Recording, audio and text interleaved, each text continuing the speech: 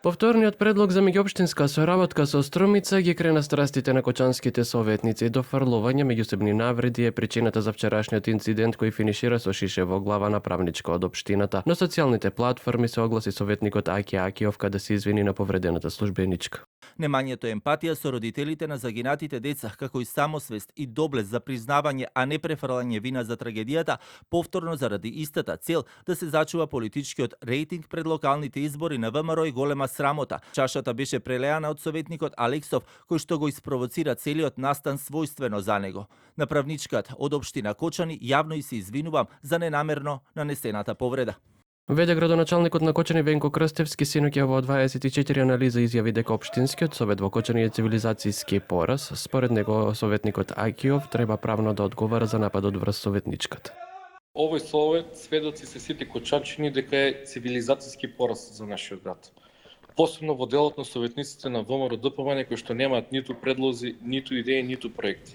За жал, за да успееме да го воздигнеме градот, имаме се уште многу обструкции кои што се несватливи, посебно во овие најтешки времења за историја, во поновата историја на Кочани. Од СДСМ со осуда за инцидентот, ова се проведни сценарија на ВМРО ДПМН кои со провокации и намерно поттикнување тензии се обидуваат да создадат конфликти и нестабилност во Кочани. СДСМ целосно се оградува од постапките на советникот што го предизвика инцидентот. Потенцираме дека не станува збор за наш член, туку коалициски партнер. Факт е дека советниците на ВМРО ДПМН постојано провоцираат за време на седниците на Советот на општина Кочани. Неколку седници наназад вклучуваше навреди на етничка, верска и лична основа, погредни зборови упатени не само кон поединци, туку и кон целата ромска заедница. На Кочани му е потребна солидарност, стабилност и решенија, а не населни сценарии инспирирани од политички калкулации на власта.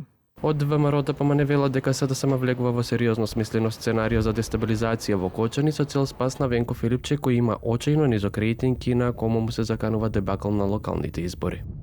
Советникот на Филипче, Аки Акиов, кој вчера повреди вработена во општина Кочани и физички се закануваше на советници, е човек од најголема доверба на Зоран Заев.